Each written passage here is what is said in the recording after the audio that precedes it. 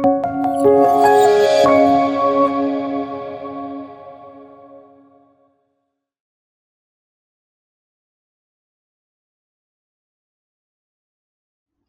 amigas y amigos, bienvenidos a este sexto diálogo online organizado por la Fundación Rafael del Pino.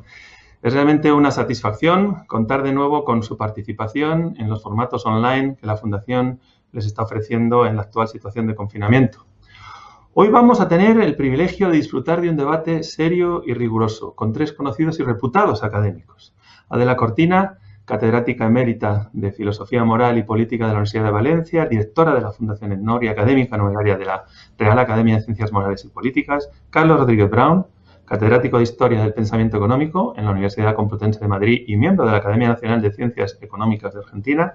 Y Pedro Svars, catedrático de Economía en la Universidad Camilo José Cela, profesor visitante en la de Buckingham y académico numerario también junto a Adela de la Real Academia de Ciencias Morales y Políticas. Es un verdadero privilegio tenerles hoy con nosotros y por ello permítanme comenzar este diálogo mostrándoles la gratitud de la Fundación y estoy seguro que de todos nosotros, a los tres, por aceptar nuestra invitación y compartir con nosotros sus ideas sobre un aspecto tan relevante para todos como es la libertad. No es casual que este diálogo tenga lugar en este espacio virtual de la Fundación Rafael del Pino. Cuando nuestro fundador Rafael del Pino y Moreno tomó la decisión de crear esta institución, tuvo como motivaciones fundamentales contribuir a formar a los dirigentes y emprendedores, defender la libertad y difundir el conocimiento. Rafael del Pino siempre creyó en la libertad entendida en su sentido fuerte, como una unidad indivisible. Permítanme parafrasearle. Solo desde la libertad deben los ciudadanos tomar sus decisiones y asumir sus responsabilidades. Solo desde la libertad deben las sociedades forjar su futuro. Pero también señalaba nuestro fundador que el ejercicio de la libertad exige instituciones solventes. También señalaba, no podemos actuar de forma útil y eficaz si el entorno que nos rodea no nos permite hacerlo con libertad. Y finalmente un pequeño detalle. Reivindicó la responsabilidad. No hay verdadera libertad sin aceptar de antemano la responsabilidad consiguiente. Bien, no me extiendo más. Me ha parecido muy oportuno en este caso enunciar algunas líneas de pensamiento de nuestro fundador, pero es el momento de escuchar, obviamente, a nuestros invitados, ¿no? Hemos organizado este diálogo en tres secciones. Analizaremos el papel del Estado de las libertades individuales y el rol del miedo en la sociedad contemporánea y de la incertidumbre en situaciones de crisis como las que vivimos. Entraremos posteriormente en si la libertad está amenazada, repasaremos sus distintas vertientes, libertades políticas, civiles, económicas y concluiremos en perspectiva de futuro dialogando el porvenir en este ámbito. Por ello entramos sin más dilación. Una primera reflexión sobre la situación que estamos viviendo. Ya hablábamos antes de la crisis, del desmoronamiento del orden liberal, la fractura social, las tendencias desglobalizadoras e intervencionistas, los retrocesos en las libertades, procesos que la crisis sanitaria podría haber acelerado, ¿no?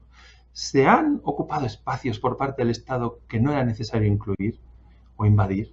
¿Serán recuperados estos espacios por la ciudadanía tras la crisis? Comencemos el debate. Si quieres, Adela, si puedes comenzar y por supuesto, invito también a Carlos y a Pedro a continuar con el diálogo. Muchas gracias. Bueno, pues ante todo, muchas gracias por la invitación a estar aquí esta mañana, aunque de una manera virtual, que no es tan bonito como pudiendo hablar cara a cara, pero bueno, hay que buscar todas las alternativas. Y muchas gracias por dejarme participar en un debate que me parece tan relevante en este momento. En principio, cuando se habla del Estado, a mí me gustaría precisar de qué tipo de Estado se está hablando, porque no es lo mismo el Estado en China que el Estado en Estados Unidos, que el Estado en la Unión Europea, y yo me querría situar en este momento en el Estado más bien de la Unión Europea, que es el nuestro, y entonces entiendo que es un Estado liberal y un Estado liberal de una democracia liberal social. Entiendo que estamos hablando de un Estado social y democrático de derecho. Ya digo que hay muchos modelos de Estado, pero desde el que estamos hablando, como sería el español, es un Estado social y democrático de derecho que intenta ligar las dos dimensiones, la dimensión de democracia y libertad, y además un elemento social que es fundamental para el funcionamiento.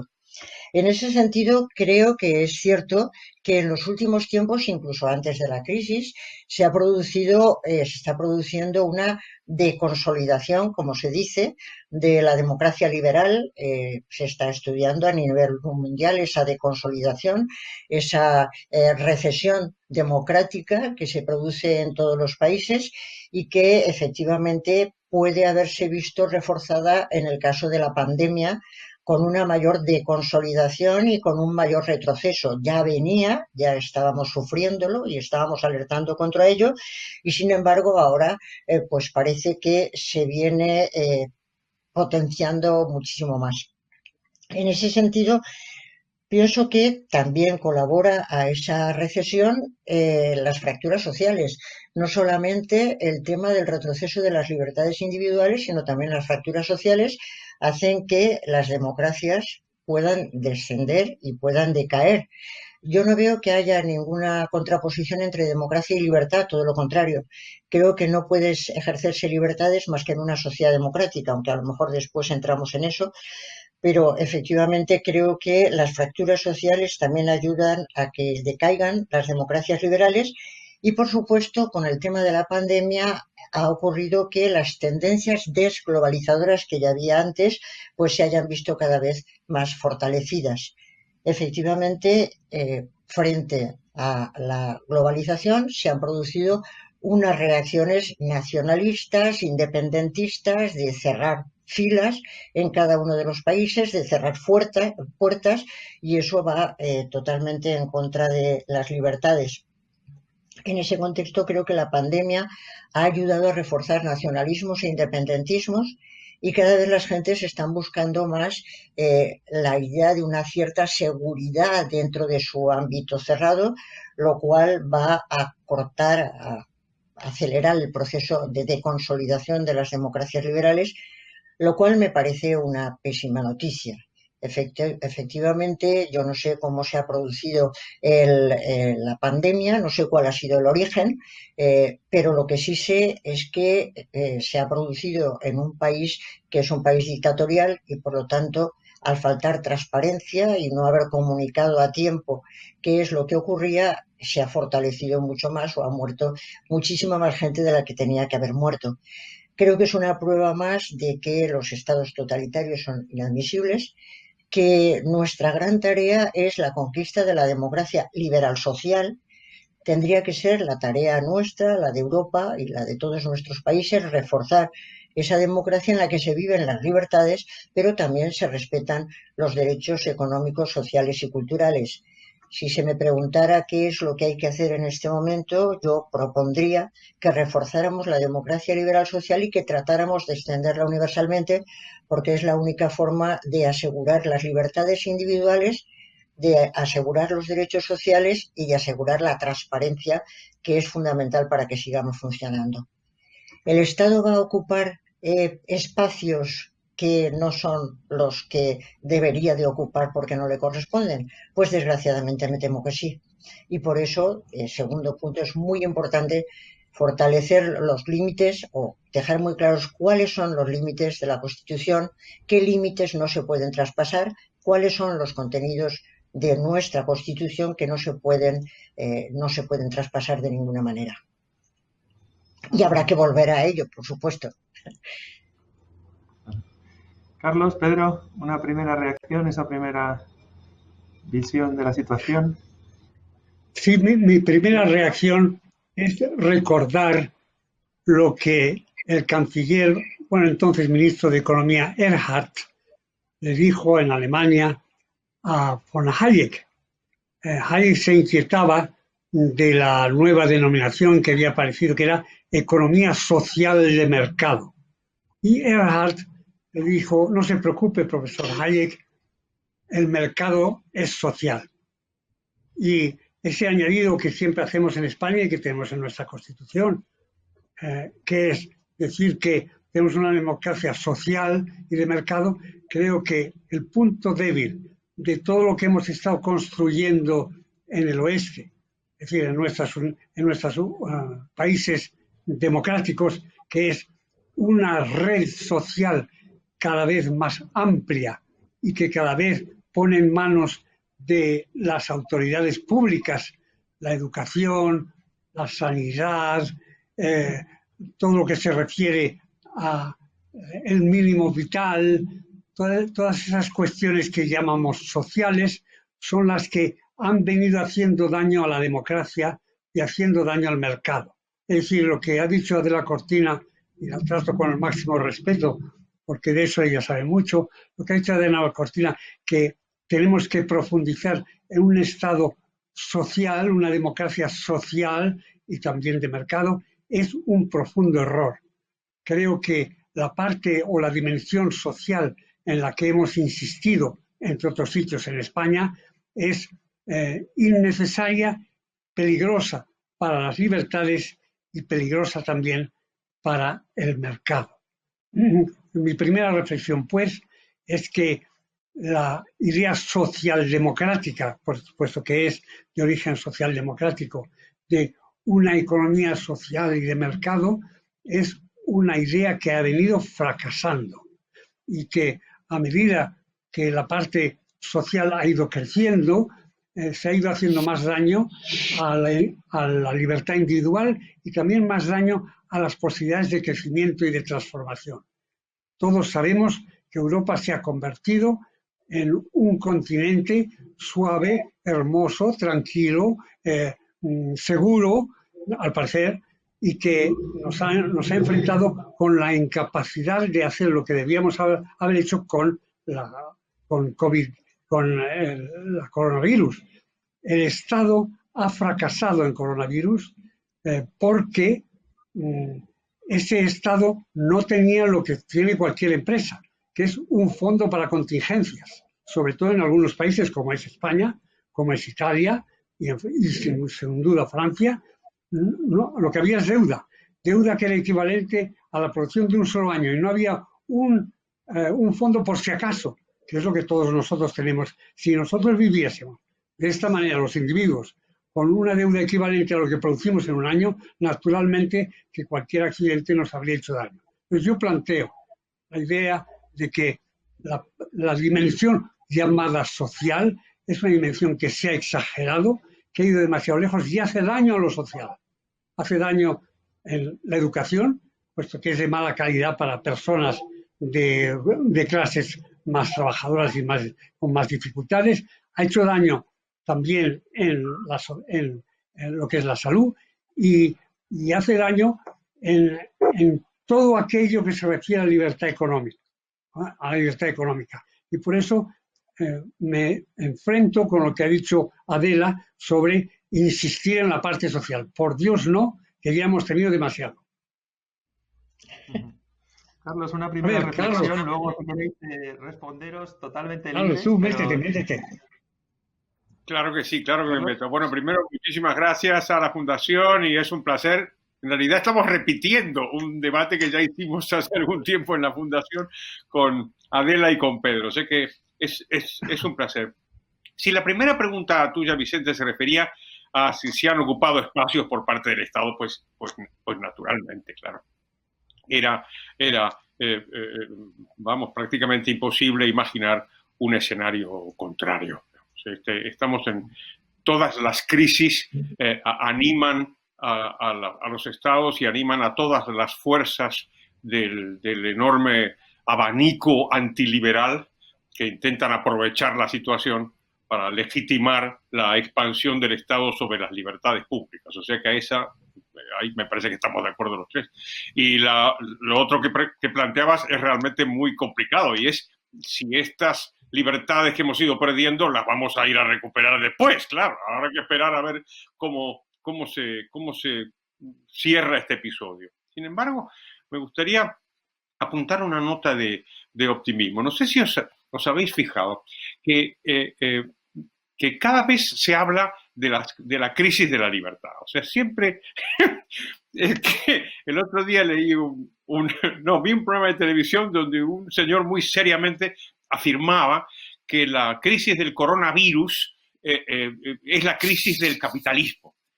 decía, pues vamos a ver, si viene de una dictadura comunista, que los países capitalistas más desarrollados, pues más o menos la están intentando capear, y desde luego el mundo pues ha progresado y lo hace mejor que antes. Pero me interesó esta idea de pensar siempre que lo malo es el capitalismo, lo malo es el mercado, lo malo es la libertad. Mi sensación es que no es así, con la libertad y con el capitalismo, el mercado, y también con la democracia. Yo creo que vale la vieja frase de Mark Twain, ¿no? Eso de que las noticias sobre mi muerte han sido francamente exageradas. Bueno, Adela, lo que yo he querido decir y decirte es que muchos de los progresos sociales, progresos de mejora de las clases más desfavorecidas, progresos en la situación de la mujer en la sociedad, no se deben a la legislación, no se deben a la intervención, se deben al movimiento espontáneo del maldito capitalismo. El capitalismo y sus progresos son los que han permitido mejorar en torno a la situación de las mujeres, que tienen la posibilidad de estar en el mundo del trabajo gracias a los avances técnicos y sociales que ha producido el libre mercado. Ese es el centro de mi reflexión. Perdón. Bueno, yo, si no os importa, me gustaría... todo el mundo habla siempre del capitalismo o para echarle la culpa o para defender el capitalismo. Se está refundando todos los días. Yo estoy viendo todos los días que alguien refunda el capitalismo, reinventa el capitalismo. Creo que hoy nuestro tema no es el capitalismo. Yo no le veo ningún interés a ligar la crisis del coronavirus con el capitalismo. Cuando alguien me dicen, es que si no viviéramos en un sistema capitalista, no habría habido una crisis, una pandemia como la del coronavirus. ¡Qué tontería! Aquí lo que ha ocurrido es una cosa, en principio, mucho más inesperada. Y es que, al parecer, un virus ha pasado de animal a humano, no sé cómo, pero ha pasado, es extremadamente contagioso y efectivamente no teníamos ningún conocimiento de cómo pueden paliarse los contagios y de cómo puede frenarse el virus. A veces ocurren cosas en esta vida que no tienen causas, que no son causas económicas ni causas humanas. Ese es el origen de lo que ha pasado y, a mi juicio, como he dicho antes, el gran error es que se produjera en un lugar en el que no se avisó, no se dijo absolutamente nada y la opacidad es nefasta. Efectivamente, lo bueno es la transparencia, el tipo de países democráticos en el que alguien puede criticar, puede levantar el dedo y decir qué ha pasado aquí, qué nos está ocurriendo, porque efectivamente en una sociedad libre, con democracia, no ocurren estas cosas con tanta facilidad. Como decía Amartya Sen, la libertad es el camino a la libertad, está clarísimo. Y en las sociedades democráticas no hay hambrunas porque siempre hay alguienes que critican y que dicen que esto no puede ser. Yo el tema del capitalismo en este asunto del coronavirus lo dejaría totalmente aparte. Creo que el asunto efectivamente es la libertad y la libertad es, por supuesto, la libertad, como comentaremos después, civil, política, etcétera, pero también las gentes tienen que tener una base de sustento que les asegure el poder ejercer la libertad. Y creo que esa ha sido la tarea, perdona Pedro, lo siento de verdad, creo que esa ha sido la tarea de la socialdemocracia, la de decir que hay unos bienes tan básicos que no pueden quedar al mercado porque no puede ejercer su libertad que ni siquiera tiene lo más básico. Creo que ese es el asunto y no sé si merece la pena entrar en esto porque creo que el coronavirus lo único que demuestra una vez más es, como tú has dicho, que es importante estar preparados, hacer frente. Y eso sí que nos ha cogido a todos absolutamente desconcertados y sin preparación, pero a todos los países de la Tierra. Es lo que nos ha cogido absolutamente asombrados de que nadie, ni siquiera los más poderosos, tienen posibilidades de contrarrestar al virus, de ver qué es lo que nos ha ocurrido. Y ahora mismo tenemos a una gran cantidad de investigadores verdaderamente centrando todo su esfuerzo en tratar de resolver el tema de cómo podemos encontrar una vacuna, cómo podemos... Es verdaderamente un problema mundial. La cuestión es que... Porque no se ha perdido ¿por qué sacado el capitalismo? Porque hemos estado perdiendo el tiempo en otras tonterías a nivel no solo español, sino mundial. en otras tonterías que no han permitido investigar suficientemente lo que tú decías antes, pero en todos los países, que en ningún país estaba preparado. Los que más No, lo que estaban yo, preparados... perdona, Adela, un momento, perdona, Adela. Yo he sacado el mercado porque creía que teníamos que hablar del futuro. En efecto, hemos tenido un accidente, nos estamos enfrentando de diversas maneras en los distintos países, algunos estamos menos preparados que otros, que lo he insistido en ello, pero es ¿qué va a pasar después? Ya lo ha dicho Carlos, que la gente está diciendo, aprovechando esto para volver a sistemas de dirección de los países que son pasados y peligrosos. Entonces, ¿qué va a pasar después? Y lo que yo estoy defendiendo es que es más mercado, más libertad económica y menos intervención en los distintos puntos o los distintos pilares del estado de bienestar. Eso es lo que debemos defender, porque vienen tiempos muy malos, tiempos en los que se aprovechará para volver atrás. Y el futuro está en más libertad económica también y más mercado. Y no lo de siempre, lo que estoy viendo, por ejemplo, en el Reino Unido, que es que el sistema de salud público del Reino Unido se ha convertido en una religión. Y el eslogan es ahora, quédese en casa para salvar el sistema de salud del Reino Unido. Yo estoy hablando del futuro, y ese futuro está negro porque la reacción va a ser la que ha dicho este señor tan raro del que hablaba Carlos, que la culpa del coronavirus sobre todo la tiene el capitalismo. Claro, pero mira, estáis planteando una serie de temas de escenario que nos lleva precisamente a la segunda cuestión, antes de entrar a fondo en la cuestión de la libertad, ¿no? Que es, habéis mencionado tangencialmente la cuestión de el miedo en la sociedad contemporánea, esa incertidumbre que hace que nosotros estemos dispuestos a aceptar niveles de coerción que a lo mejor no aceptaríamos en otros contextos, ¿no? O sea, por eso quería lanzaros también esta cuestión, sin perjuicio de que sigáis debatiendo la anterior, esa actitud ante el riesgo, el miedo a la incertidumbre que provocan estos shocks, ¿no? ¿En qué medida facilitan a la ciudadanía que la ciudadanía acepte determinadas medidas que pueden ser contrarias a la libertad? ¿Cómo gestionar el miedo en la sociedad contemporánea? ¿Somos más temerosos que antaño? Y otra cuestión, ¿las tecnologías están aumentando estas tendencias? Si quieres, empiezo yo. Sí.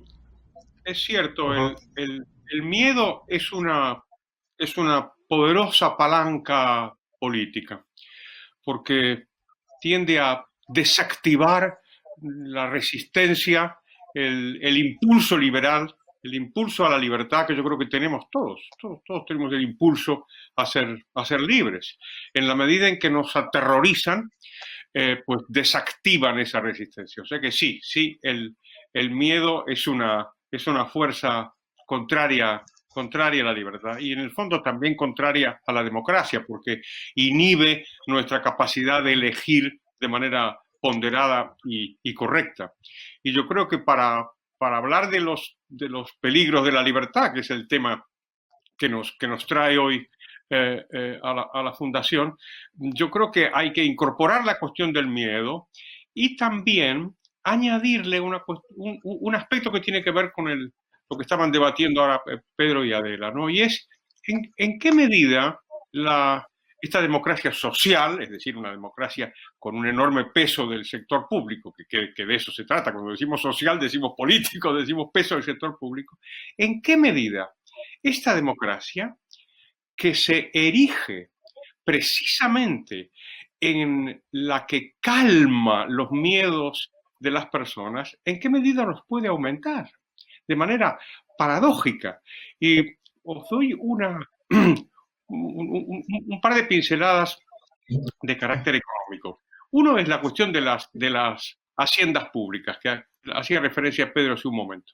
Esto que de pronto hay un descalabro y se derrumba la recaudación y ya los estados no tienen más alternativa que subir los impuestos porque ya incluso el horizonte de la deuda pública es complicado. Pero esto como es, digamos, una democracia que tranquilizar a sus súbditos debería tener, desde luego, no tener deuda pública, como decían los viejos clásicos, solamente cuando hay guerra, pero si no, financiese usted con sus ingresos no vaya a ser que utilice la deuda como excusa para tener más ingresos y para gastar más. Así que ahí tenemos una paradoja en donde el Estado se supone que da seguridad y en realidad no la da. Y el segundo punto, que también tiene que ver con el miedo, es por qué hay tan poco ahorro individual. Es decir, tenemos estas democracias sociales de las que hablaba Adela, tienden a desanimar el ahorro individual. Y yo creo que esto es una tragedia en términos de la libertad, que es nuestro tema hoy.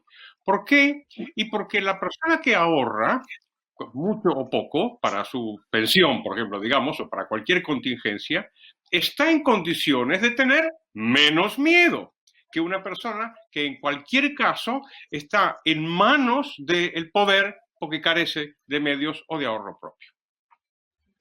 Bueno, yo quisiera intervenir si puede ser. Digo un momento lo de las pensiones, porque cuando veo que en España las pensiones se pagan con deuda, eso sí que es una contradicción. Las pensiones, lo que necesitamos de mayores es haber ahorrado algo durante el tiempo en que ingresábamos más. Entonces, es decir, yo le voy a pagar a usted pensión con deuda. ¿Y esa deuda quién la va a pagar? No las generaciones futuras, no, porque el plazo medio de la deuda hoy en España es 7 años. La vamos a pagar nosotros. Al final son unos impuestos que se aumentarán para pagar algo que debería estar subvencionado, financiado con el ahorro. Yo quería intervenir en el tema de ese dilema que creo que es de lo que estabais hablando también, que se está planteando en muchas ocasiones entre seguridad y libertad. Dicen, hay un dilema que es entre seguridad y libertad. No se pueden tener las dos cosas juntas. Entonces el miedo clama por la seguridad. Bueno, no, que digo que hay gente que lo plantea. No, pues es que mi postura es que las dos cosas se pueden conciliar perfectamente, pero hay gentes que dicen que es un verdadero dilema el de la seguridad y el de la libertad y que entonces hay que optar por la seguridad y según dicen los expertos parece que hay una vuelta a este afán de seguridad por parte de los países que lleva efectivamente a totalitarismos, porque da la sensación de que un país como China, que ha conseguido la obediencia de todos sus ciudadanos, es mucho más seguro que uno que presta o que deja terreno a la libertad. Yo creo que efectivamente es un dilema falso, no existe tal dilema entre seguridad y libertad, sino que más bien un país más libre es mucho más seguro que todo lo contrario. Entiendo que efectivamente cuando hay mayor libertad, cuando hay mayor posibilidad de crítica, cuando hay mayor posibilidad de transparencia, hay muchísima más seguridad. Y además los regímenes que son totalitarios, pues además son ineficientes también, incluso para mantener la vida, porque la siegan cuando les conviene y entonces ni siquiera aseguran la vida. O sea, que me parece que ese dilema que muchas gentes se están planteando es absolutamente falso y hay que ir con mucho cuidado con esas derivas hacia el afán de seguridad porque es verdaderamente falso. Y en este tema del coronavirus se está planteando con toda la claridad. Hay cantidad de gentes que están recurriendo a este tipo de pandemias para decir es que hemos de buscar la seguridad y entonces por lo que comentaba Vicente, el tema de la inteligencia artificial y todos estos medios que tenemos de controlar a la población. Sería maravilloso, piensan algunos, controlar a toda la población porque así podemos saber perfectamente dónde están y salvar sus vidas. Miren, ¿no? Eso es verdad. Y entonces yo creo que es un tema muy importante el de ver en qué medida medios, que pueden ser muy provechosos en un determinado sentido, se pueden convertir en un auténtico control de toda la ciudadanía. Y en algunos países ya está ocurriendo, pero es que en otros puede ocurrir. Y yo creo que es uno de los grandes temas en que estamos entrando con este asunto de la desescalada, en el que estamos viendo que cada vez hay más medios de saber dónde están las gentes que pueden contagiar, los que no pueden contagiar, dónde puede tenerlos usted situados. Creo que es un tema de nuestro tiempo que hemos de tener muy estudiado y tenemos que ir con muchísimo cuidado, no sea cosa que no nos vayamos dando cuenta y un buen día nos demos cuenta de que estamos todos absolutamente estudiados, policialmente estudiados. Claro, pero es un tema de ahora que tenemos que estudiar porque tampoco es tan fácil de resolver. Efectivamente, la gente, y yo creo que en España la gente más que miedo, voy a decir algo por mis conciudadanos, creo que la ciudadanía española ha sido extraordinariamente madura. más que el miedo, lo que tenemos es un enorme desconcierto, pero tenemos desconcierto porque ni siquiera los especialistas saben muy bien por dónde ataca el virus, qué se puede hacer, y las gentes lo único que hacen es obedecer las órdenes que se dan o seguir las órdenes que se dan porque no tienen otra alternativa. ¿Qué van a hacer? La libertad no consiste en decir, pues me da igual, yo salgo a la calle. Por Dios, no. La libertad tiene que ser siempre informada, responsable y enterada. Entonces yo creo que la gente ha reaccionado, por lo menos en España, más que con miedo, con ese desconcierto de lo desconocido, que no sabemos por dónde puede venir, y entonces han hecho una cosa que me parece muy bien. Han seguido las pautas cuando han visto que era razonable. No han obedecido lo arbitrario. Y a mí me parece que es muy importante para la libertad. La gente no estamos dispuestos a obedecer lo arbitrario, sí algo que nos parece razonable. Y en ese sentido creo que hay que cultivar en esa línea y a la gente ir dándole razones y argumentaciones y explicando si se hace una desescalada de esta manera, explique por qué, porque si no es un desconcierto, por qué en unos lugares sí, por qué en otros no, hay que dar razones. Eso es fomentar la libertad. Y solo una puntualización antes de acabar, porque quiero defender mi estado social. Evidentemente, yo creo que una base social es fundamental y más con el paro que tenemos y el que se nos va a venir encima. ¿Pero quién ha causado el paro? No. ¿Qué ha causado el paro? En este caso el coronavirus, por el amor de Dios. Hombre, no. Es que no se le puede estar echando la culpa al Estado todo el tiempo. Hay que ver que el coronavirus ha creado una situación terrible. Y el hecho de que vaya habiendo cada vez más gentes que no encuentran un empleo porque no tienen las competencias necesarias y ni siquiera tienen el nivel. Pero creo que eso es otra discusión. Bueno, una cosa que siempre hay que tener en cuenta en nuestras discusiones son los efectos no deseados. Lo que ocurre con buenas intenciones resulta que se obtiene lo contrario.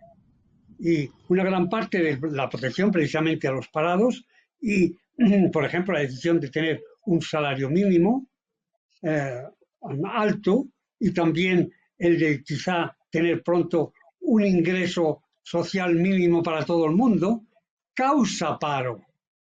Y esa contradicción entre las medidas de buena intención y las malas consecuencias es mi principal crítica a la dimensión social de la que habla Adela. Pero, Carlos, ¿quieres hacer un comentario? Sí. No, estaba esperando que tú nos dieras orden, porque soy muy disciplinado. Sí. Por eso, no. Es un privilegio teneros con nosotros. Por eso yo intento que no dejemos ningún tema en esta hora y escasa en la que vamos a poder dialogar sobre estas cuestiones. Estáis tocando temas muy interesantes, ¿no? El tema de la madurez. Rafael Montero entraba con una pregunta: ¿somos más disciplinados que cívicos? Por ejemplo, cuestiones sobre la privacidad que habéis mencionado, que íbamos a tratar en la parte de libertades civiles. Hay dos preguntas muy interesantes en ese campo. Si os parece, entramos ya de lleno en el tema de la libertad y ya profundizamos en cada uno de los tres grandes bloques de libertades. Vamos a resumirlo en libertades políticas, civiles y económicas. Y entrando por las libertades políticas, ese conflicto entre libertad y democracia. Lo habéis mencionado ya, ¿no? Entonces, es muy interesante para nuestros oyentes, y hay varias preguntas sobre estas cuestiones, entender cuál es el límite para lo que llaman algunos de nuestros seguidores la regulación democrática de nuestras vidas, ¿no? O sea, hemos visto cómo estados dictatoriales en esta crisis y muchas de las democracias que denominamos iliberales, se han servido de la pandemia bajo pretexto de cuestiones de salud pública para aumentar la persecución política y la opresión, ¿no? ¿Podríais profundizar sobre esa lógica libertad-democracia?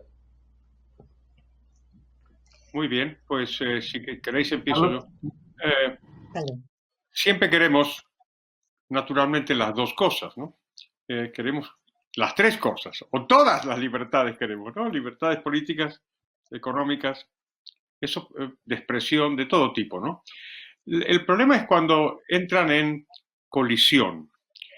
Y ahí yo creo que la cuestión del Estado social y democrático de derecho, que siempre defiende Adela y que está en la Constitución, como bien reconoció Pedro, hay que reconocer también que tiene problemas y que tiene contradicciones y que y que la libertad puede padecer en la medida en que por el coronavirus o no, porque antes también estaba sucediendo, exista una dinámica que lleve al Estado a crecer. Y esto es lo que hemos visto en nuestro tiempo. Paradójicamente, puesto que democracia significa que el pueblo elija, la propia dinámica de la democracia moderna nos ha llevado, independientemente de las crisis, pero ahora se acentúa con la crisis, pero nos ha llevado a unos estados que son cada vez más grandes. Y por lo tanto necesariamente conspiran contra las libertades económicas, evidentemente, puesto que a la gente le gusta normalmente utilizar sus propios bienes como ella quiera, ¿no? Y no como decida el poder. O sea que aquí hay una contradicción. Me parece a mí que es particularmente interesante en el caso de la democracia. ¿Por qué? Porque mi sensación es que la democracia es el mayor legitimador que ha tenido el poder político durante todos los tiempos. Y la prueba de ello es cómo han crecido los estados sin las protestas populares, que siempre han caracterizado a la fiscalidad. Estaba leyendo ayer el último libro de Acemoglu y Robinson, que tiene mucho interés, sobre el pasillo estrecho. Y me encontré con una cosa que es sobre los famosos guerreros de terracota de Xi'an, en China. Son famosísimos, como todo el mundo sabe. Bueno, lo que me enteré es que una vez que el rey mandó a hacer esos 8.000 guerreros, de tamaño natural, tuvo que subir tanto los impuestos que se rebelaron los chinos y acabaron con la dinastía un año después de muerto el famoso Xi Huangdi, ¿no? En el caso de la democracia esto no pasa y me parece un asunto revelador que podríamos discutir por qué es que las personas estamos dispuestos a aceptar muy entre comillas, porque a la gente cuando le preguntan ¿quiere usted pagar más impuestos? Dicen que no. Lo que quieren es que le suban los impuestos al vecino, pero la gente no quiere pagar más impuestos. A los ricos. Sí. Adela, ¿tu opinión? Sí, es que creí que Carlos seguía hablando. Sí, a mí, vamos a ver, el tema de democracia y libertad me parece que es fundamental, porque creo que no se contraponen, sino que la única manera de realizar las libertades, empecemos por las políticas, de las libertades políticas y también las civiles, es a través de un gobierno democrático. Creo que la democracia es el menos malo de los regímenes posibles y efectivamente desde el principio se han ido enfrentando lo que entendemos por autonomía individual y autonomía y soberanía popular. Siempre ha sido ese conflicto de Kant-Rousseau que recordamos perfectamente, que ha recorrido toda la historia, la autonomía del individuo y la soberanía popular. No es exactamente lo mismo las dos cosas, pero cómo se concilia una organización política en la que se pretende que todos puedan realizar su autonomía si no es a través de algún tipo de soberanía popular que consiste al final en el famoso gobierno representativo. Elegimos a unos representantes que de alguna manera les ponemos en sus manos que tomen unas decisiones por nosotros, siempre que después podamos estar controlándoles. No, es que así es el tema, eso lo decía Benjamin desde hace no sé cuantísimo tiempo. Después tiene que ser usted controlado y ahí es donde está el punto. Cuando decía Benjamin Constant la famosa idea de cuando los países van creciendo y van haciéndose las gentes cada vez más ricas, nombran a sus administradores para que les lleven los asuntos públicos y no se ocupan ellos directamente de esos asuntos públicos, sino que se los entregan a otros. Con lo cual nuestros representantes, digamos, son esos administradores a los que les dejamos que hagan ese tipo de cosas para dirigirnos, eso es lo que decía Benjamin Constant, que es un liberal, y entonces les dejaba, obviamente, pensando que así ellos lo gestionan y nosotros nos dedicamos a lo verdaderamente interesante, que es la vida privada, etcétera. Pero al final de la conferencia advierte mucho cuidado, porque si se lo ponen todo ustedes en sus manos y no les controlan, algún día les habrán quitado hasta su libertad privada. Ese me parece que es la gran enseñanza. Yo creo que efectivamente no hay mejor manera de realizar las libertades civiles y políticas que en una sociedad democrática en que se eligen representantes a los que se exigen responsabilidades, a los que se reclaman responsabilidades y a los que no se les deja que tomen una serie de medidas en tiempos de pandemia que sean irreversibles. Me parece que ese sería el punto. Porque efectivamente no hay manera de organizar un sistema político en que los ciudadanos puedan ser libres si no es a través de esa sociedad democrática, que no quiere decir sencillamente el gobierno de las mayorías, sino como se decía muy bien, lo importante es cómo se generan las mayorías. ¿Cómo se generan las mayorías? Si a través del debate, la deliberación, etcétera, o a través de la manipulación, el engaño, cómo se generan las mayorías, eso es lo importante. Y después, cómo se reclama a esos políticos que den cuenta. Me parece que ese punto es esencial para entender en dónde estamos. Y la libertad política consiste precisamente, entiendo yo, en poder participar en las cuestiones públicas, en poder reclamar en las cuestiones públicas, en poder exigir, y para eso necesitamos lo más importante de un país, una ciudadanía lúcida y madura. Yo creo que la clave de un país es una ciudadanía. La clave en esto que está diciendo Adela, que es que hemos nombrado unos administradores que resultan ser infieles. Si preguntamos a cada una de las personas qué es lo que ha pasado. La infidelidad de los administradores ha consistido en que, con el pretexto de que tienen mayorías, van aumentando el campo en el que mandan. El Estado actual, el Estado que tenemos sobre todo en Europa, es un Estado cada vez más grande, que solo se detiene en su crecimiento cuando empieza a caer el crecimiento económico, cuando la gente es más pobre. Y esto ha ocurrido, por ejemplo, con el Estado en Suecia, donde llegó un momento en que era tanta la intervención del Estado en la bolsa de las personas y las decisiones de las personas, que aún es muy grande, que al final decidieron nombrar un gobierno que llamaban conservador, que no era conservador, sino que era más bien revolucionario, de intentar detener algo el crecimiento del Estado en Suecia. La cuestión fundamental en la representación, hay dos cuestiones. Una, que nos representen con un sistema bien sopesado, discutido, lo que dice Adela. Segundo, que no vayan demasiado lejos. El principal asunto en la cuestión de la democracia es cómo evitar que el Estado crezca. Decía Keynes que si pasaba el gasto del Estado de un 25% de la producción nacional, se habría acabado pronto la libertad. Y ahora estamos en el 45, 50, 52. Cada vez que se protesta por un crecimiento del Estado, y no, pero es que en Francia hay más. Y es que los demás de Europa tienen muchos más impuestos y tienen un Estado mucho más grande. La cuestión fundamental hoy es cómo detener y reducir el Estado, porque se financia con nuestros impuestos y un impuesto es una forma de reducir nuestras libertades. Le toca a Adela, yo creo, o a Vicente. Me toca a mí. Yo creo efectivamente que el Estado no tiene que ser un Estado grande, ni muchísimo menos. No creo. ¿Cuánto? No, bueno, eso sí que es una pregunta, Pedro, que tú sabes que no se puede decir hasta dónde Sí, se puede. y cuánto. Eso no se puede. No, ¿Hasta ¿cuánto? dónde se puede? No más. Bueno, todo depende de las no. necesidades de un determinado momento. Yo te No, diría no, que en no, este las necesidades momento. se inventan. No, No, las ¿cuánto? necesidades no Sí. se inventan.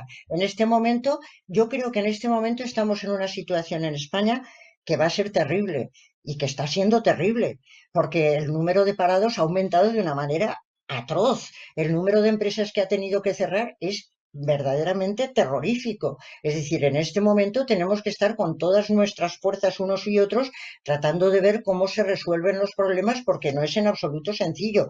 Entonces, si se habla de un ingreso mínimo, desde luego lo último que debería de ser es ir creando esas populistas pesebres tipo kirchneriano que consiguen que la gente no trabaje y que se apunten al ingreso mínimo y que no trabaje y que entonces ya tenemos los votos asegurados. Eso hay que evitarlo por todos los medios, en absoluto. No se puede hacer un país de ese tipo y de esa manera. Pero que en este momento va a ser necesario apoyar de alguna manera con el nivel de pobreza que hay y con el nivel de miseria que hay, eso lo veo que es clarísimo, que el Estado tiene que ser social y democrático de derecho. Eso veo que no tiene solución. Lo que no hay que permitir de ninguna manera es que se aproveche la situación para hacerlo crecer más allá de los límites constitucionales y para ocupar espacios que no tocan y para hacer cuestiones mediante decretos que no tocan. Eso creo que hay que poner muy bien los límites y una cosa es una situación de excepción, pero como decíais antes, desgraciadamente lo excepcional en ocasiones se consagra y eso es lo que hay que evitar por todos los medios. Una cosa es una situación de excepción en la que hay que salir porque no se puede dejar que la gente quede desvalida, pero otra cosa es consagrar esa situación de excepción. Y ahí es donde tienen que estar muy atentos, creo yo, los partidos políticos de la oposición, que para eso existen, y donde tienen que estar muy atentos los ciudadanos, dándose cuenta de si se les está ocupando el terreno o no. Necesitamos estar todos muy activos para que efectivamente no nos encontremos un buen día, como decía Constant, que nos han quitado hasta nuestras libertades privadas, claro. Esa es la cuestión. Bueno, Carlos, ¿querías intervenir? Sí. Sí, por favor. Nos mandes a nosotros. Y no, precisamente estáis hablando de esa ciudadanía que debe tener la información para poder tomar las decisiones y para asegurarse de que hay contrabalances que evitan tendencias naturales, ¿no? Desde el Estado, ¿no? Ocupar espacios no razonables. Y la cuestión del Estado tiene vertientes económicas y también impacta en otras cuestiones, ¿no? Entonces, ¿qué os parece pasar a la siguiente cuestión? Porque hay varias preguntas que están centradas ahí y que habéis tocado también tangiblemente en este momento, ¿no? Que es el tema de las libertades civiles, ¿no? Porque sí que es cierto que hemos visto cómo el espacio de la libertad en estos días de crisis sanitaria se ha movido de lo digital a lo analógico, ¿no? Y estamos reaccionando todos ante los problemas de privacidad, de ocupación y de apertura de nuestra intimidad, ¿no? A los poderes públicos en aras de la salud pública, ¿no? Y en este aspecto ha habido muchas preguntas. Por ejemplo, Elvira Fernández habla de ese creciente intrusismo en nuestra privacidad e intimidad como una gran preocupación. Juan Trigo nos plantea si no es compatible el objetivo de salud pública con un nivel de privacidad y de protección de los datos razonable, ¿no? Pero venimos de un mundo en el que hoy determinadas plataformas, hoy Google impone sus estándares a la Comisión Europea, ¿no?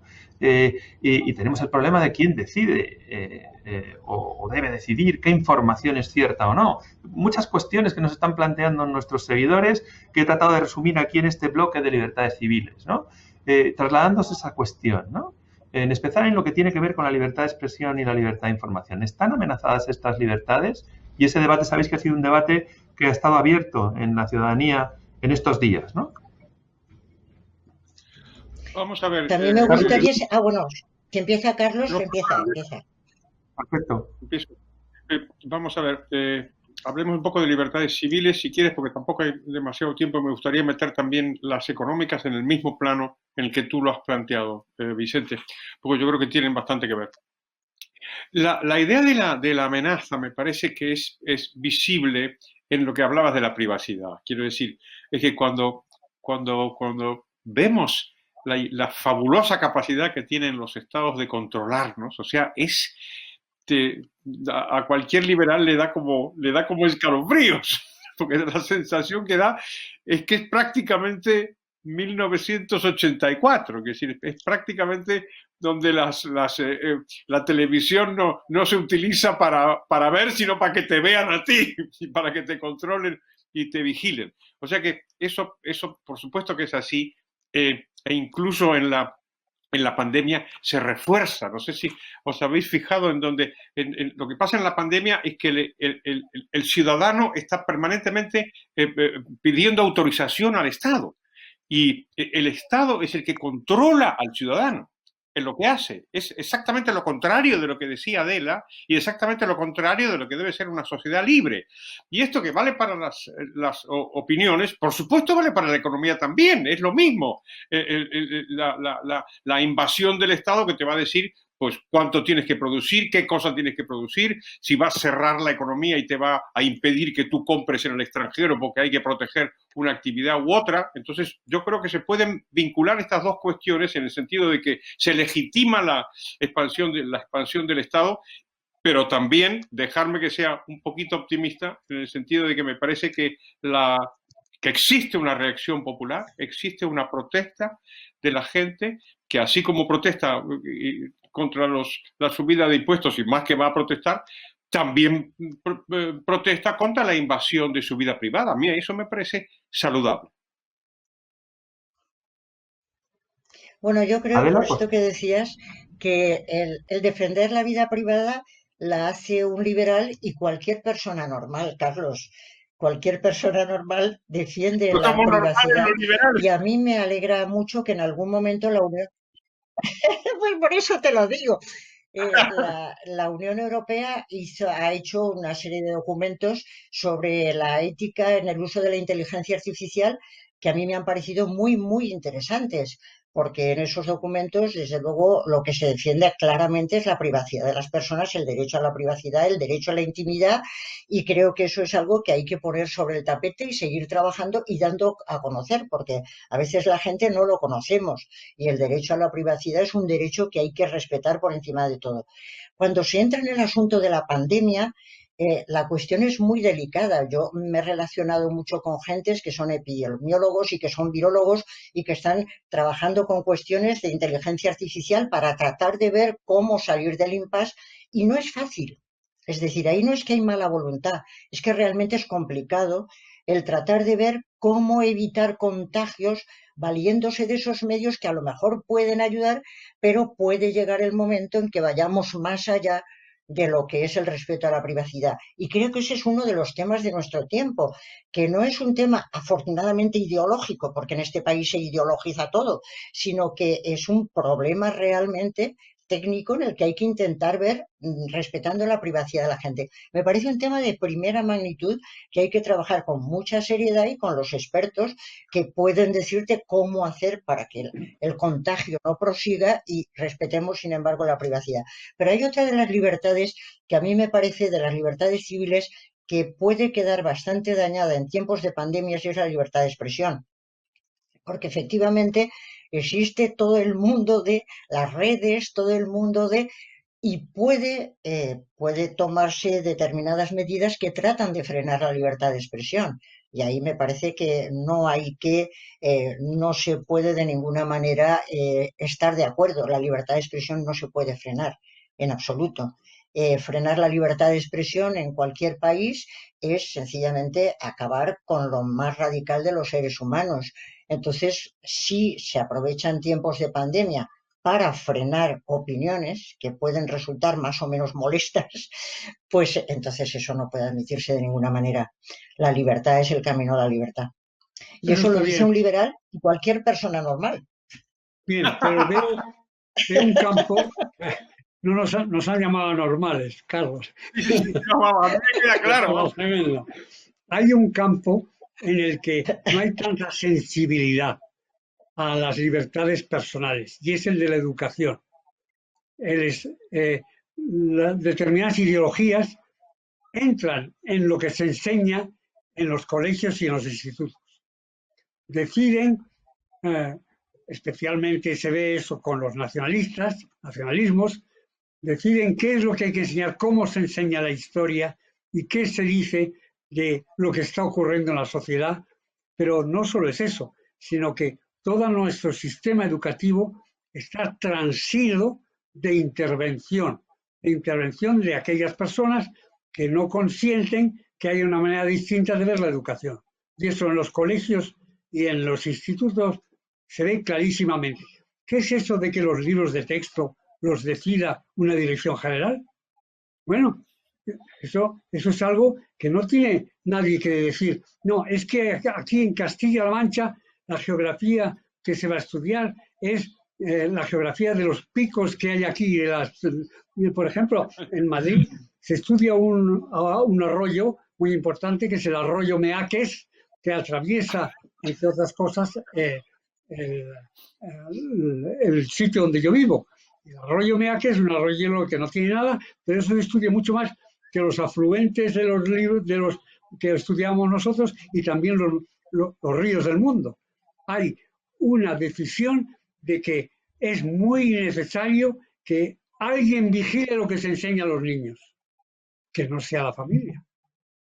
Ese es un campo que no nace con la inteligencia artificial, está ahí, y es un campo para el que hay poca sensibilidad. La verdad es que habéis las libertades civiles y la libertad económica, y yo creo que es un buen momento para pasar precisamente a la cuestión de la libertad económica. Lo habéis tocado además en varios momentos: dimensión del Estado, el intervencionismo que vivimos en distintos ámbitos, pero lo cierto es que también por las preguntas que nos llegan, María Esther Arias nos formula otra cuestión. Bueno, voy a resumirlas todas en la cuestión. Se ha reabierto quizás un debate que la ciudadanía había dado por superado: equidad, eficiencia, Estado, mercado, proteccionismo, librecambismo. Incluso hemos visto cuestionar los derechos de propiedad. Nos comentaba una persona, Rafael Montero, que nos escribe desde África, además, ¿no? Que se ha demostrado como el primer paso hacia el abismo en multitud de sociedades, ¿no? Especialmente él pone ejemplos, no me voy a extender en su pregunta, interesantísima.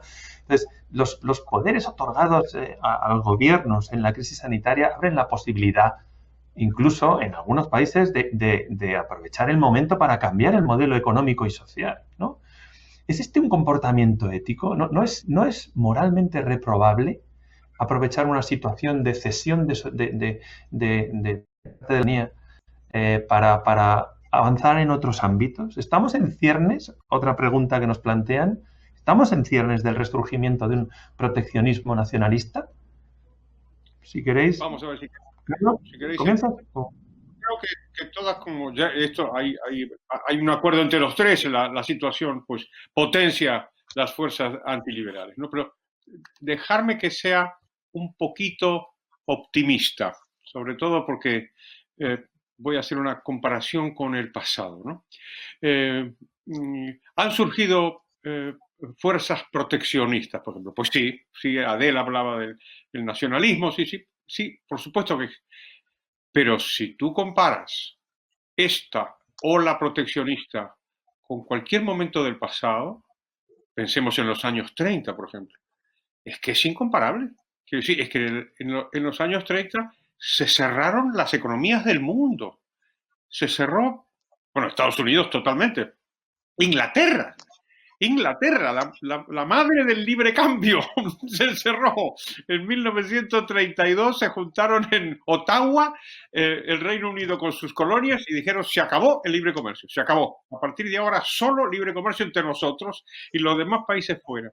El intervencionismo a escala microeconómica era de una profundidad que no nos podemos hacer una idea.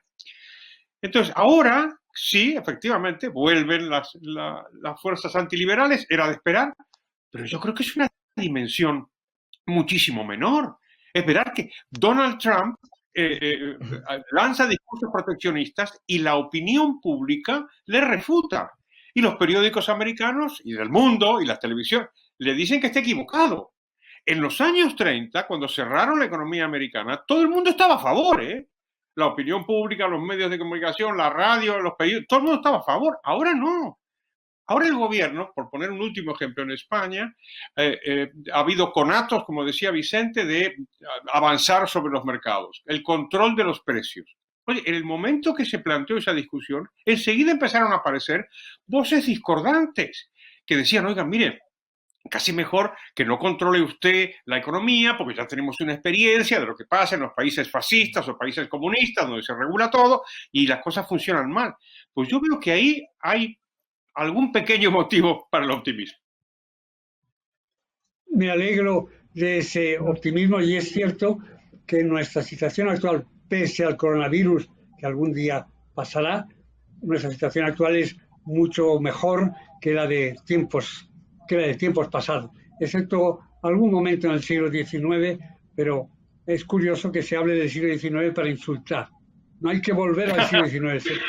Se podría volver en algunas cosas, sobre todo en España.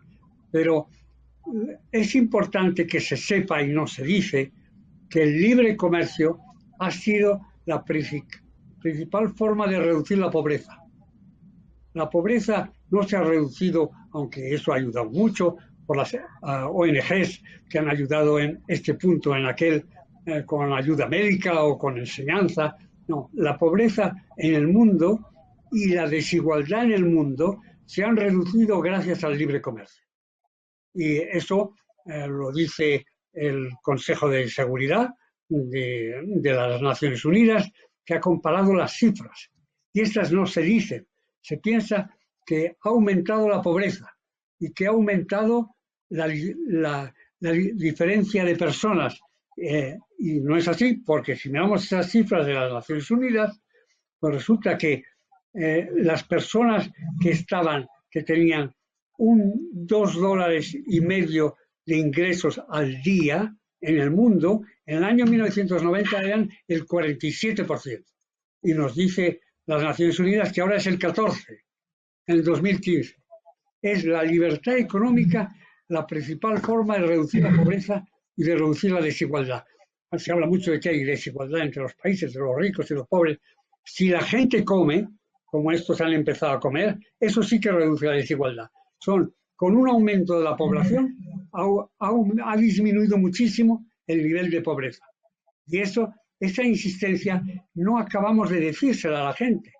No, esas cifras no se conocen. Todo el mundo piensa, aumenta la pobreza, aumenta la desigualdad. No es así, es al contrario, y es gracias a que hay más libertad de comercio. Y eso hay que decírselo a Donald Trump y hay que decírselo a muchos, por ejemplo, a los húngaros, al gobierno húngaro y a otros gobiernos que no se dan cuenta de que la mejor manera de evitar la pobreza y la mejor manera de que progresen las mujeres es precisamente cuando hay libertad de comercio, y esa, entre otras, Europa tiene unos aranceles que no debe tener y unas regulaciones que debería tener. El centro de mi argumentación es el libre comercio reduce la pobreza. Bueno, yo Adela. como quería decir también alguna palabra, efectivamente yo creo que el proteccionismo no resuelve los temas, ni los temas económicos, ni por supuesto los temas políticos.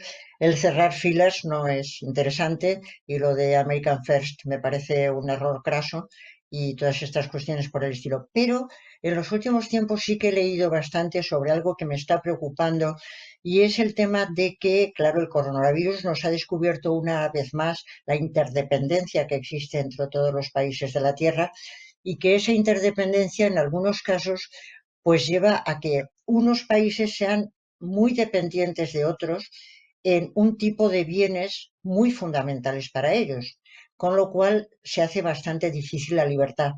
Y me estoy refiriendo a la Unión Europea, que está dependiendo de muchos otros países en temas tan fundamentales como pueden ser los antibióticos, que por lo visto estamos dependiendo totalmente, por lo que yo he leído, estamos dependiendo totalmente de China. Temas como las mascarillas, etcétera, hemos dependido de otros. ¿No hace falta también que, por ejemplo, la Unión Europea sea no proteccionista, pero sí intente ser algo autosuficiente? Creo que habría que combinar autosuficiencia. Aquí está No estoy cerrando, estoy animando a que se produzca y se intente tener lo suficiente como para no tener que estar dependiendo de otros. Yo eso en un liberal de pro tendría que defenderlo, porque cuando yo estoy dependiendo totalmente de otro, sí, pero si yo estoy teniendo que depender de otro totalmente, no puedo negarle nada ni puedo hacer nada. Soy absolutamente dependiente. Perdón, ¿en qué no dependemos de otro? El mercado. Y yo creo que tenéis reacciones todos. Que tenga una cierta autosuficiencia, porque si no tenemos suficientes empresas farmacológicas, si no tenemos suficientes, sino que estamos dependiendo todo el tiempo de otros, sencillamente somos esclavos y siervos. Eso es evidente. Entonces, una cosa es proteccionismo, otra cosa intentar, ¿cómo que no? Tenemos que hacer otra charla. Otra cosa es intentar producir nosotros mismos también, no tener que estar continuamente en manos de otros. Estar continuamente en manos de otros es sencillamente ser esclavo y siervo. Eso es malísimo. Ay. Bueno, no, por ejemplo, abierto aquí no sois tan liberales como todo eso. No, perdón, no es liberal, es que no hay que poner etiquetas. Este lápiz, dependemos de quién nos da el grafito, de que no se produce en Europa. La madera, la cola, y si tiene aquí un metal con una goma, esas gomas quizá vengan de Birmania. En todo dependemos de otros y a eso se llama comercio.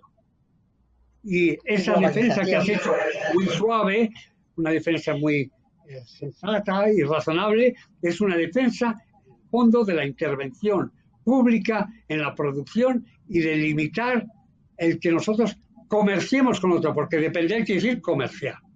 Y aquí tenemos la voz que es sensata, normal, y sí, pero es una voz que va en el sentido de limitar la libertad económica.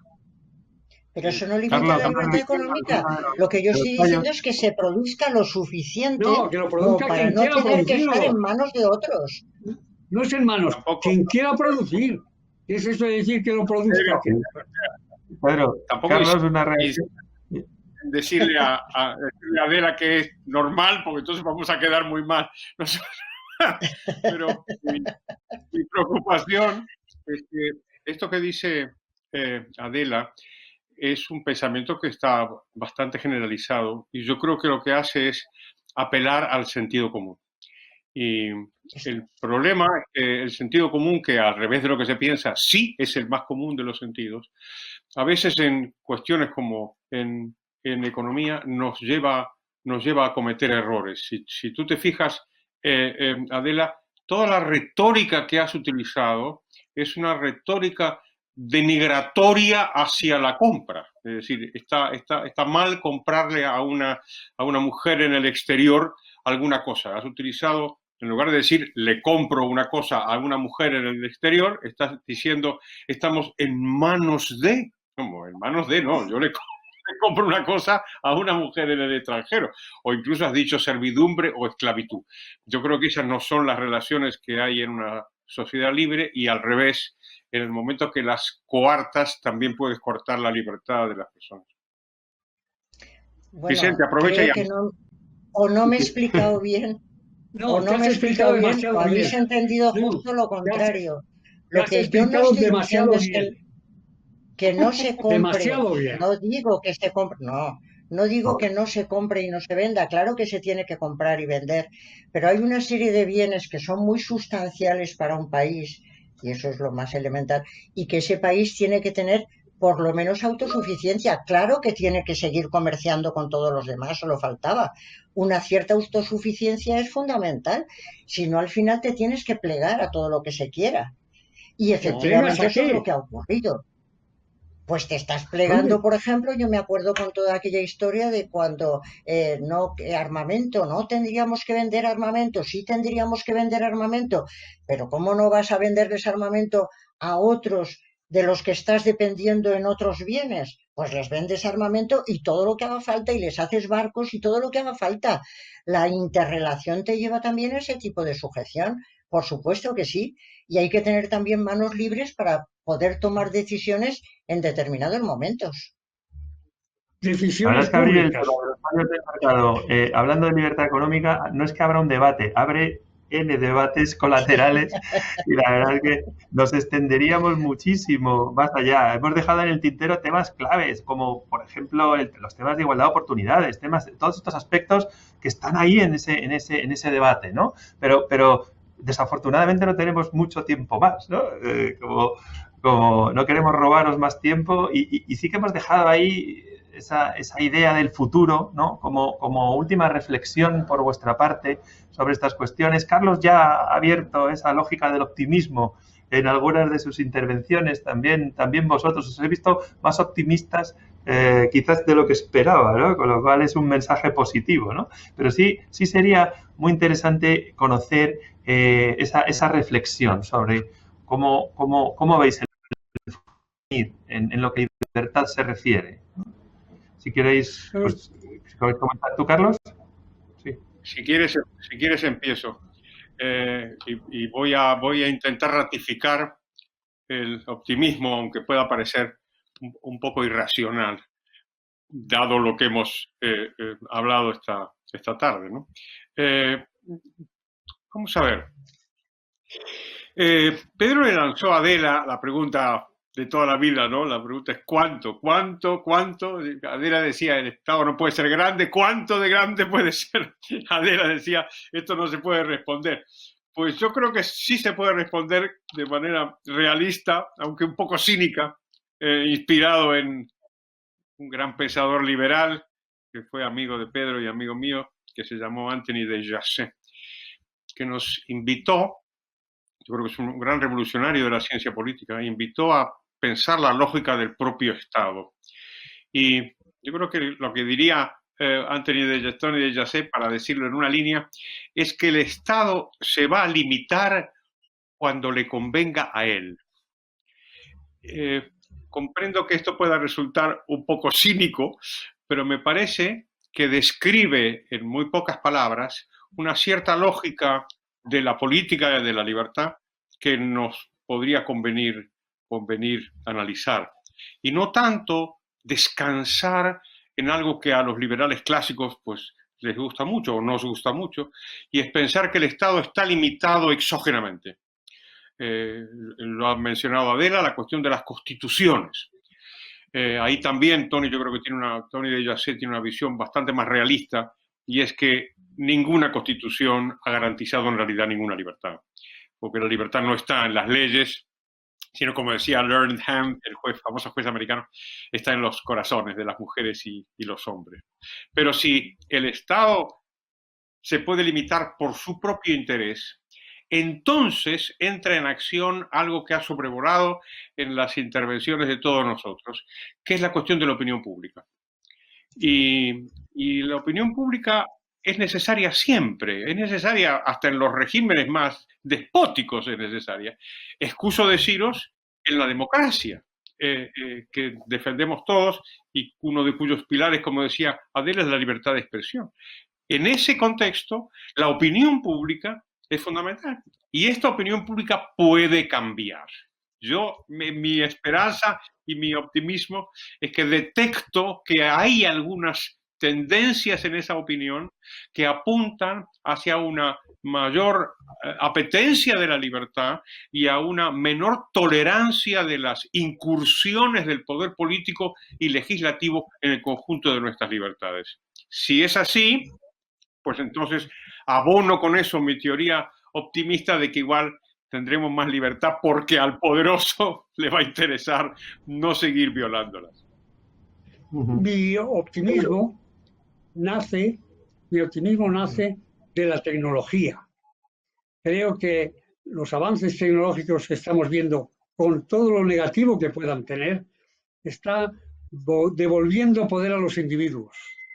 Y además, esas tecnologías que ahora pueden parecer disruptivas de nuestras costumbres y muy difíciles de utilizar por personas tan poco conocedoras de la tecnología como soy yo, sin embargo, se está haciendo más sencillo el uso de la tecnología, y me está dando muchas más libertades, entre otras, en este caso la peste negra que nos ha atacado no ha impedido que estemos discutiendo, que estemos hablando con este sistema tan maravilloso de comunicación a distancia y de vernos todas las caras y decir las cosas de manera que parecería imposible si no podíamos reunirnos. Esa tecnología no necesita un gran conocimiento técnico, que ciertamente yo no tengo y lo demuestro muchas veces, sino que me permite a mí, que soy un ignaro en estas cuestiones, hacer cosas impensables ya en otro tiempo. Leer libros a distancia, escribir artículos cuando no voy a la redacción de un periódico, hablar con mis amigos de la manera que estamos haciendo aquí. Y esa tecnología siempre produce miedo. Y produjo miedo en el siglo XIX, a principios del siglo XIX, cuando empezaron a utilizarse las máquinas para sustituir el trabajo humano. Y hemos visto cómo el transporte que se hacía con caballos y con burros ha sido sustituido por los automóviles. Ha sido terrible para los caballos y los burros porque no han aprendido a conducir. Los individuos, los hombres, las mujeres, aprendemos a conducir en cuestiones nuevas. Aprendemos nuevas maneras de producir y de hablar, incluso cuando somos ignorados de la tecnología como soy yo. Por eso también doy una voz de optimismo. La libertad de hablar de esta manera y de defender estas ideas aumenta porque tenemos la tecnología. Y podemos ir a la opinión pública porque la opinión pública nos escucha, gracias, entre otras cosas, a la bondad de la Fundación Rafael del Pino. Pues yo querría decir que a mí la pregunta por el optimismo y el pesimismo no me resulta interesante porque son estados de ánimo pasajeros y fugaces. Se puede tener un rato pesimista, otro rato optimista, y en eso el cerebro va cambiando. A mí me interesa, por aquello de que trabajo en ética, algo mucho más interesante que son las virtudes, es decir, ese tipo de hábitos que se van trabajando día a día, que se van ejerciendo día a día y que son excelencias del carácter, como decían los clásicos. Y me parece muy importante una excelencia del carácter que es la esperanza. Me interesa mucho más la esperanza porque la esperanza lleva aparejado el compromiso. No solamente pienso que puede ir bien o mal, que no lo sé, sino que me comprometo en que vaya bien. Nos comprometemos a que vaya bien. Al final y al cabo, en manos de la libertad está mucho, ¿no? De la libertad y de la responsabilidad. Y si nos hacemos responsables de nuestro futuro e intentamos que las cosas vayan mejor, yo creo que efectivamente hay esperanza de que vayan bien por ese compromiso. Porque yo también cada vez más estoy viendo una ciudadanía ilustrada, una ciudadanía madura, una ciudadanía lúcida, que se da cuenta de que las cosas tienen que cambiar, que no pueden ser así, hacia dónde tienen que ir las cosas, y entonces aparece ese lado que en algunos textos de autores sobre la democracia norteamericana se están sacando, y es que efectivamente no solamente hay que tener en cuenta las constituciones y las leyes, sino también los hábitos. Los hábitos de la gente son fundamentales. Los hábitos de la gente son fundamentales. Esos hábitos que no son leyes escritas, que no son constituciones, qué hábitos tiene la gente, qué excelencias del carácter, eso me parece que es fundamental. Y en ese sentido, yo sí que tengo esperanza en que las cosas vayan mejor. Y tengo esperanza porque veo que hay una gran cantidad de gente que puede generar esos hábitos, que puede apuntarse a esa responsabilidad por un futuro mejor y que no va a dejar a nadie que nos quiten nuestra libertad, que es, junto con la solidaridad, lo más interesante que tenemos. Pues la verdad es que no puede haber un broche más dorado para este diálogo, hablando de esperanza y de optimismo. Por ello, permítanme señalar que la verdad es que yo creo que todos hemos disfrutado de un excelente diálogo, ¿no? Con tres defensores de la libertad, cada uno desde su visión, pero creo que todos compartimos ese que podríamos denominar un consenso liberal, ¿no? Al entender la libertad, el liberalismo, la libertad, como ese sistema capaz de responder a la multiplicidad de valores morales de los individuos y al mismo tiempo de regular los términos de coexistencia entre ellos a través de la tolerancia, ¿no? Yo creo que en ese espacio compartido es donde debemos continuar esforzándonos en construir, ¿no? Y ha sido interesantísimo, ejemplar, riguroso el planteamiento de nuestros invitados en cada uno de los temas que hemos analizado, ¿no? Por eso no puedo dejar de agradecer de nuevo a Adela Cortina, a Carlos Rodríguez Brown y a Pedro Sbas su participación en este diálogo. Ha sido un verdadero privilegio disfrutar de su visión sobre la situación de la libertad en estos tiempos revueltos. Muchísimas gracias a los tres por habernos acompañado en este segundo diálogo, porque tuvimos aquel diálogo que mencionaba Carlos, que por otra parte ha sido seguido por más de 7.000 personas. Está en nuestra televisión, en la FRPTV. Les invito a seguirlo. Es un debate específico sobre el liberalismo. Hoy hemos querido analizar la libertad en el actual escenario, ¿no? Muchísimas gracias a los tres. Gracias a todos ustedes por seguirnos, por haber participado activamente, enviándonos preguntas que, discúlpenme, he intentado sintetizar de la mejor manera posible. Disculpen también por alguna pequeña complicación técnica o este ruido que nos acompaña. Estamos confinados, por tanto, nos vemos condicionados por los entornos. Esperamos muy pronto volver a reencontrarnos en la Fundación. Y permítanme terminar invitándoles a todos ustedes al siguiente diálogo en el que hablaremos de las claves del poder mundial, tras lo que ya denominamos la gran epidemia, ¿no? Hemos invitado a Joseph Nye, Harvard University Distinguished Service Professor, que fuera decano de la Harvard Kennedy School y también presidente del Consejo de Seguridad Nacional de los Estados Unidos, a conversar sobre las claves del poder en este escenario, ¿no?